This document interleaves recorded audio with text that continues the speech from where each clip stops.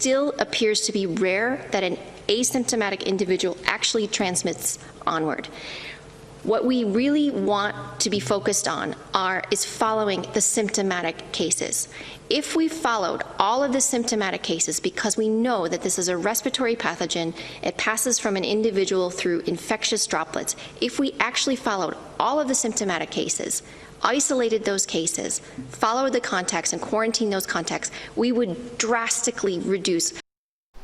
Okay, that statement today by a doctor with the World Health Organization saying it appears asymptomatic people may not spread COVID-19. For more on this, let's talk to Dr. Aileen Marty. She's an infectious disease expert at FIU. Dr. Marty has worked with local governments and the state in response to COVID-19. So, Dr. Marty, on the surface, this sounds like really big, perhaps positive news. What's your reaction to this? Well, hi, Lauren and Elliot.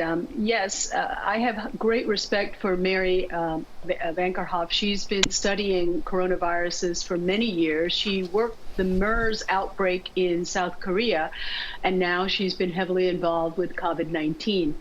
What Mary said today is not really very different from what she said all along. She emphasized back in February that most cases that are pre-symptomatic or symptomatic are the ones that are causing most of the transmission. This is something we've known and that we follow very, very carefully.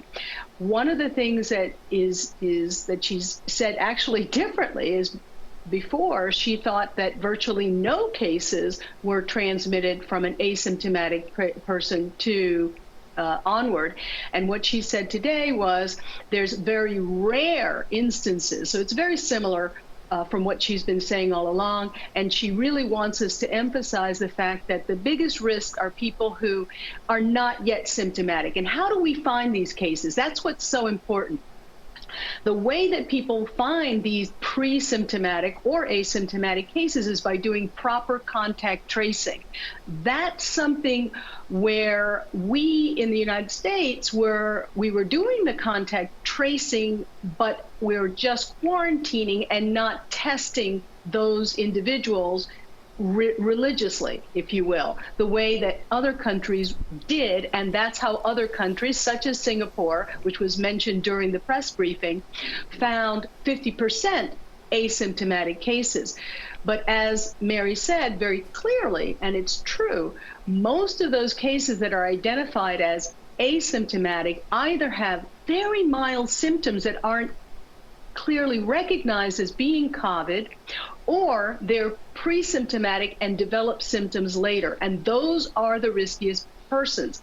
So there's still a risk from people who show no symptoms, but in terms of the people who are actually asymptomatic and transmitting on the disease, we very rarely demonstrate that that's what's going on. Okay, so again, we are hearing about the importance of contact tracing.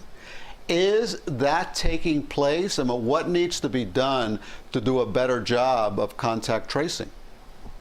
Contact tracing is absolutely crucial for getting the virus out of a community. That is how we find where the virus is. So every time that one individual is positive, it's imperative to go back and find out who they've been close to during their infectious period. Now, if we're talking about people who have symptoms, or then we look at people who 2 days before they had symptoms were around that individual.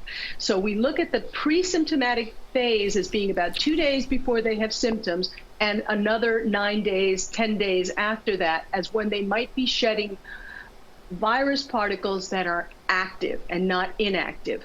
All right, Dr. Marty, thanks so much answering a lot of questions for us this evening. We'll be right back.